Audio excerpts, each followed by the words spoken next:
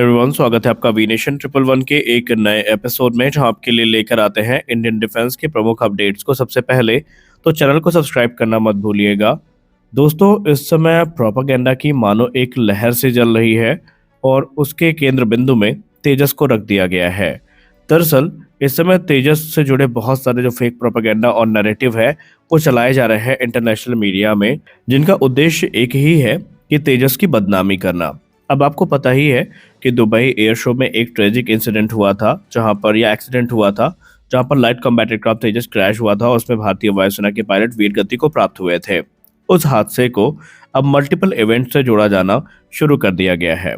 आप सबको पता है कि बस अब कुछ ही क्षणों में, या 2 दिन बाद कह सकते हैं, या 1 दिन बाद सॉरी, रिपब्लिक डे परेड का आयोजन होना है नई दिल्ली में। और उसमें जो सेना के तीनों अंग हैं उन्होंने अपनी अपनी रिहर्सल को शुरू कर दिया है।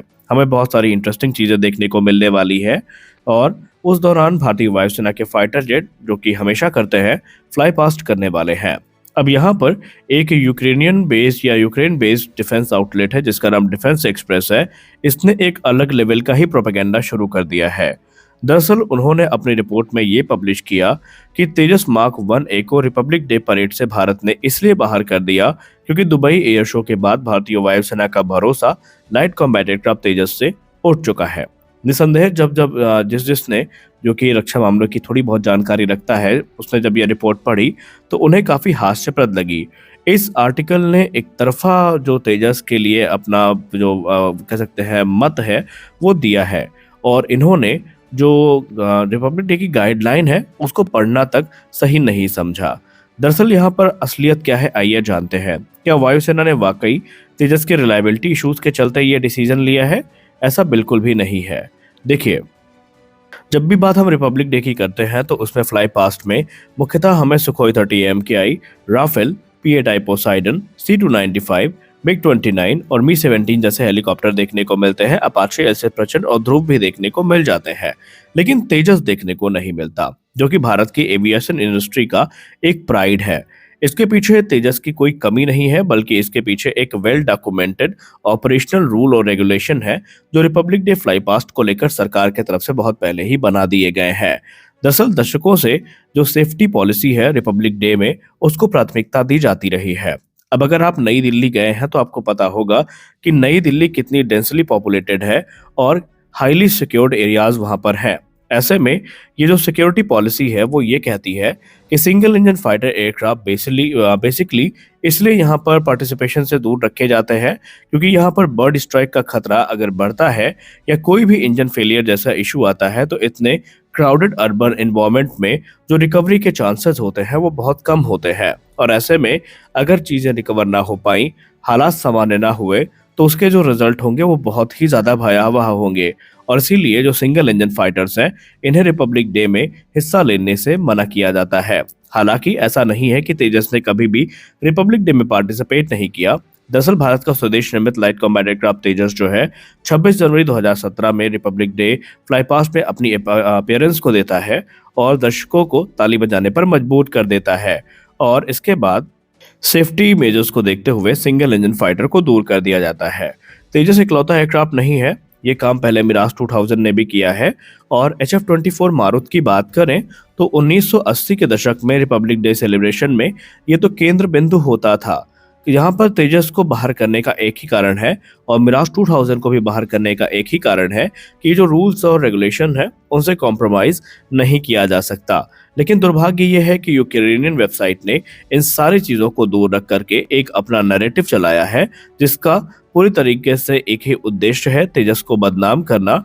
और ये जो मिसलीडिंग नैरेटिव है, हालांकि उनका चल नहीं पाया क्योंकि लोग अब जानकार हो चुके हैं, उन्हें पता है कि ऐसा क्यों किया जाता है। इनफैक्ट भारत में जितने भी बड़े इवेंट होते हैं, अगर वो क्राउडेड स्पेस में है तो वहां पर बेसिकली सिंगल इंजन एयरक्राफ्ट की उड़ाई पर वहां पर बैन लगाया जाता है या उनको मनाही होती है, क्योंकि ये हमें पता है कि फिलहाल तो ये काफ़ी कैपेबल हैं, लेकिन दुर्घटनाएं कभी बता के नहीं होती। अगर बर्ड स्ट्राइक की कोई सिचुएशन आती है या इंजन फेलियर की कोई भी भगवान न करे सिचुएशन आ जाएगी तो वहाँ पर इन एयरक्राफ्ट्स को फिर कंट्रोल कर पाना, इनको सेफली लैंड करवाना अपने आप में एक बहुत बड़ा मुश्किल टास्क बन जाता है और ऐसे में जान माल के भारी नुकसान की संभावनाएं होती हैं। लेकिन कुछ डिफेंस पत्रिकाएं हैं जिन्हें सिर्फ प्रोपेगेंडा के दम पे ही अपनी रोटी यहाँ सेकनी होती हैं। उनको रूल और रेगुलेशन क्या लिखा है उसको पढ़ने तक का समय नहीं होता। क्या जो भी हम पाकिस्तान से आई रिपोर्ट सुनते हैं या बांग्लादेश को चल रही रिपोर्ट सुनते हैं वो फर्जी होती हैं? ये जानबूझकर बांग्लादेश की तरफ से सर्कुलेट की जाती है? ऐसा क्यों कह रहे हैं, आइए हम समझते हैं। देखिए, हाल ही में आपने देखा होगा कि बांग्लादेश को मल्टीपल रिपोर्ट सर्कुलेट करी गई, जहां पर कहा गया कि बांग्लादेश कभी यूरोफाइटर टाइफून को खरीदने वाला है, तो कभी कहा गया कि बांग्लादेश जो है वो राफेल को कंसीडर कर रहा है, और अभी निवली जो पिच आई है सामने उसमें बताया गया कि बांग्लादेश F-17 थंडर को खरीदने वाला है और बाकायदा पाकिस्तान ने बांग्लादेश को इसका प्रस्ताव दिया है। लेकिन इसी बीच बांग्लादेश के एक फॉर्मल लॉ मेकर हैं जिनका नाम गुलाम मौला रोनी है। उन्होंने बांग्लादेश की सरकार के ऊपर बांग्लादेश के डिफेंस प्रोक्योरमेंट प्रोग्राम के ऊपर तंज कसते हुए ये कहा कि एक ऐसा देश जहां पर जो वहां के लोग हैं वो चावल पकाने के लिए गैस तक नहीं पाते, वहां पर आप फाइटर जेट की बात कर रहे हैं। यानी उन्होंने कहा कि जहां पर चावल पकाने के लिए गैस तक उपलब्ध नहीं है, वहां पर आप पॉइंटलेस एक ऐसी डील के बारे में बात कर रहे हैं जो कि हमारी स्थिति को सुधारने के बजाय और ज्यादा बुरी कर देगी। आपको बता दें कि ये जो गुलाम मौला रोनी है, इन्होंने 2009 से 2014 तक मेंबर ऑफ पार्लियामेंट के तौर पर बांग्लादेश में सर्व किया था, और उसके बाद से अब यहाँ पर क्योंकि बांग्लादेश में इस समय एक बड़ा रेवोल्यूशन आप कह सकते हैं, इस्लामिक रेवोल्यूशन वो आया हुआ है, और हर कोई अपने आप को बड़ा मुसलमान साबित करने में लगा है, और सबका प्राइमरी एक ही एनिमी है और वो है भारत। और इस समय आयरनी ये देखिए कि भारत से कम्पीट करने के लिए वो अपनी वायुसेना की ताकत को बढ़ा रहे हैं। जहां पर कुछ लोगों ने चाइनीज जो F-17 थंडर है इनकी खरीदने की बात की थी, कुछ लोगों ने बेसिकली जो यूरोफाइटर टाइफून है इसकी डील को लेकर तंज कसना शुरू कर दिया था। लेकिन रियलिटी शायद पाकिस्तान और बांग्लादेशियों के एक्सपेक्टेशन से ज्यादा दूर है, क्योंकि ये लोग समझते नहीं हैं कि डिफेंस प्रोक्योरमेंट, खासकर जब आप फाइटर जेट की प्रोक्योरमेंट की बात करते हैं, तो यहाँ पर कम पैसे खर्च नहीं होते बल्कि बिलियंस ऑफ डॉलर खर्च होते हैं। और जो यहाँ पर मुद्दा उठाया गया है गुलाम मौला रोनी की तरफ से, ये फाइनेंशियल इश्यूज को लेकर के ही है। उन्होंने कहा कि बांग्लादेश की आर्थिक हालात क्या इस लायक है कि इस समय हम इन चीजों को अफोर्ड कर सकते हैं। हालांकि ये पहली बार नहीं था जब बांग्लादेश को लेकर ऐसी रिपोर्ट आई हो। पहले भी बांग्लादेश के वो लोग जो बांग्लादेश के हित में बात करते थे और बाद में जो इस्लामिक कट्टरपंथी हैं उनकी वजह से उन्हें बांग्लादेश छोड़कर बाहर भागना पड़ा, वो अक्सर अपने इंटरव्यूज में यही कहते हैं कि इस समय बांग्लादेश एक ऐसी दलदल में घुसता जा रहा है जहां से निकलना उसके लिए काफी मुश्किल हो जाएगा। वो कुछ लोग तो यहाँ तक कहते हैं कि जिस देश को उनका सबसे बड़ा मित्र होना चाहिए था उसी देश को उन्होंने अपना सबसे बड़ा शत्रु बना लिया है, और जो देश उनका सबसे बड़ा शत्रु था उसको उन्होंने सबसे बड़ा मित्र बना लिया है। और यही जो बुद्धि भ्रष्ट हुई है बांग्लादेश की, ये बांग्लादेश के पतन का एक बहुत बड़ा कारण बनेगी। हालांकि वो F-17 थंडर लेता है या नहीं लेता है, टाइफून लेता है या नहीं लेता है, ये वो उनके अंदर की बात है।